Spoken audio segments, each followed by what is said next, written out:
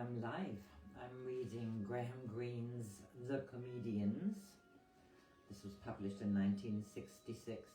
I'm in chapter 3 now of the third part of this book. It plays in Haiti and the corruption there. Mr. Smith, the presidential candidate, is one of the comedians. The other one is Mr. Jones, who calls himself Major Jones. And the teller of the story is Mr. Brown. He has a hotel on Haiti, and he is helping Jones to escape the Tonton Macoute. Roman 3, I am now in this third chapter. There were no lights in Madame and in Mère Catherine as we passed the turning to her brothel and took the southern highway, or else we couldn't see them through the rain. I drove at about 20 miles an hour. I felt like a man blindfolded, and this was the easy part of the road. It had been constructed with the help of American engineers in the much advertised 5-year plan, but the Americans had gone home, and the metalled road ceased about 7 miles out of Port-au-Prince. This was where I expected a roadblock. But I was startled when my headlamps picked up an empty jeep outside a militiaman's hut, which meant the Tontons Macoute were there as well. I had little time to accelerate, but no one came from the hut. If the Tontons were inside, they were keeping dry too.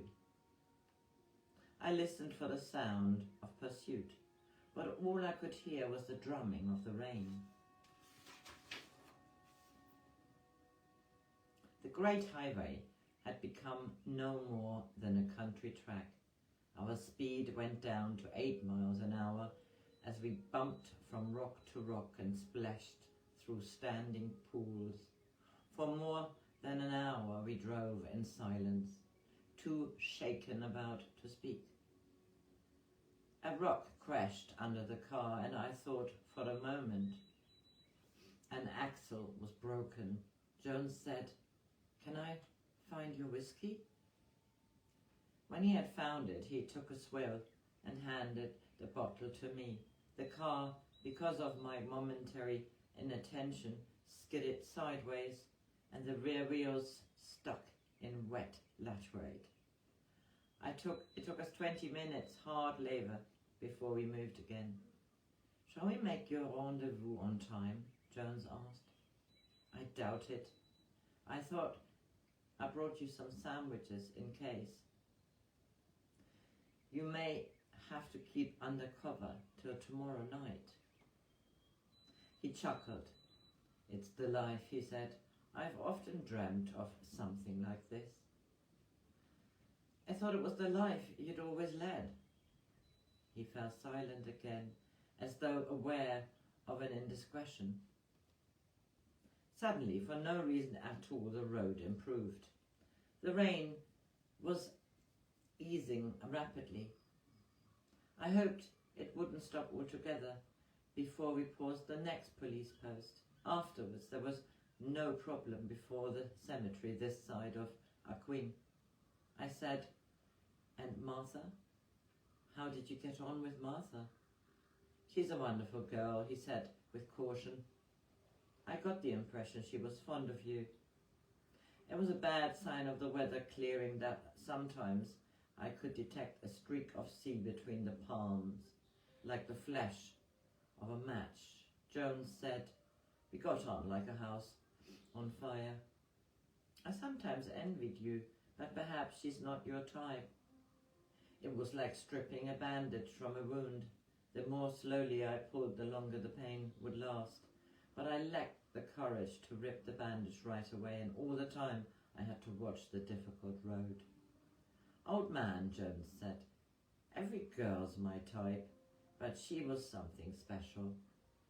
You know she's German. The Fräuleins understand a thing or two." as well as Tintin? I tried to ask in a casual, clinical way. Tintin was not in the same class, old man. We might have been two medical students boasting of rudimentary experiences. I didn't speak again for a long time. We were approaching Petit Gauve. I knew the place from better days. The police station, I remembered, was off the highway, and I would be surprised to drive there to report. And I would be supposed to drive there to report. I hoped the rain was still heavy enough to keep the police in their quarters. They were unlikely to have militia posted there. Dank huts wobbled in the headlights beside the road, the mud and thatch broken and bedraggled in the rain. No lamps burned. There was no human being to be seen, not even a cripple. In the small yards, the family tombs looked more solid than the family huts. The dead were allotted mansions of a better class than the living. Houses of 2 stories with window embrasures where food and light could be placed on the night of All Souls. I couldn't let my attention wander until we passed Petit Gauve.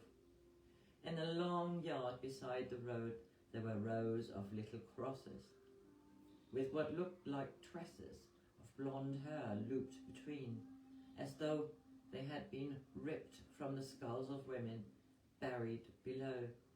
Good God, Joan says, what was that?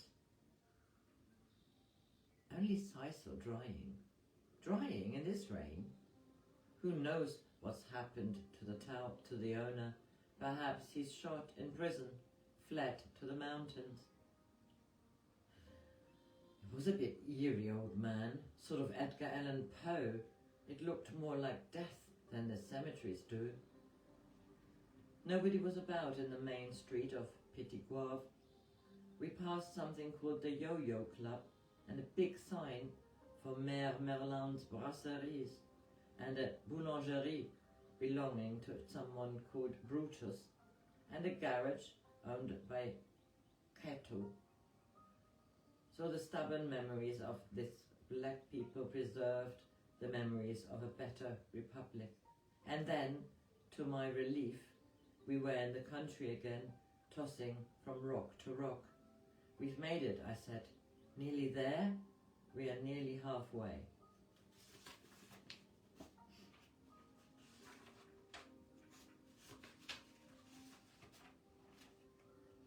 I think I'll take another drop of whiskey, old man. Drink what you like. You'll have to make it last a long time, though. I'd better finish it before I join the boys. It wouldn't go far with them. I took another pull away to give me courage, and yet I postponed the final, unambiguous question. How did you get on with the husband? I asked him, cautiously. Fine. I wasn't stealing any greens of his. Weren't you? She doesn't sleep with him anymore. How do you know? I have my reasons, he said, taking the bottle and sucking at it loudly. The road again required all my attention. Our speed was practically reduced to walking pace now. I had to thread between the rocks like a pony at a gymkhana. We ought to have had a jeep, Jones said. Where would you find a jeep in Port-au-Prince? Borrowed it from the Tontons? The road branched, and we left the sea behind us and turned inland, climbing into the hills. The track for a while became plain latrine, and there was only the mud to cling our passage, to clog our passage. It was a change of exercise. We had been going for 3 hours. It was close to 1 in the morning. Little danger of militia now, I said, but the rain stopped. They're afraid of the hills. From which cometh our help, Jones quipped. The whiskey was loosening him up. I could wait no longer, and I pushed the question home. Was she a good lay? Remarkable, Jones said, and I clung to the wheel to keep my hands off him.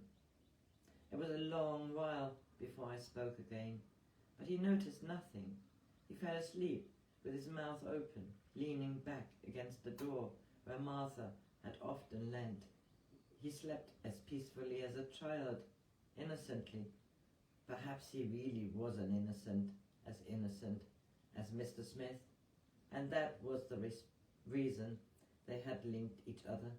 Anger soon left me. The child had broken a dish.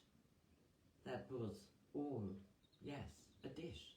I thought, it's just how he would have described her. Once he woke for a moment and offered to drive, but I felt enough danger in our situation without that. And then the car gave out altogether. Perhaps my attention had wandered, perhaps it was just waiting for one extra heavy lurch to shake its innards out. The wheel whirled in my hands as I tried to recover the road after bouncing off a rock. We struck hard against another boulder and came to rest. The front axle cracked in two, and one headlamp smashed. There was nothing whatever to be done. I couldn't get to OK, and I couldn't go back to Port-au-Prince. I was tied for that night anyway to Jones. Jones opened his eyes and said, I dreamt. Why have we stopped? Are we there? The front axles was bust. How far are we? Do you suppose? From where? I looked at the mileage and said, a couple of kilometers, I'd say. Perhaps 3. Shanks pony, Jones said. He began to haul his kit bag out of the car. I put the car keys in my pocket. I didn't know why. I doubted whether there was a garage in Haiti capable of mending the car. And anyway, who would trouble to come down this road to fetch it? The roads around Port-au-Prince were littered with abandoned cars and overturned buses. Once I had seen a breakdown van with its crane lying sideways in a dish. It was like a lifeboat, broken on the rocks, a contradiction of nature. So I make a break here, because I think it is quite a long Roman 3.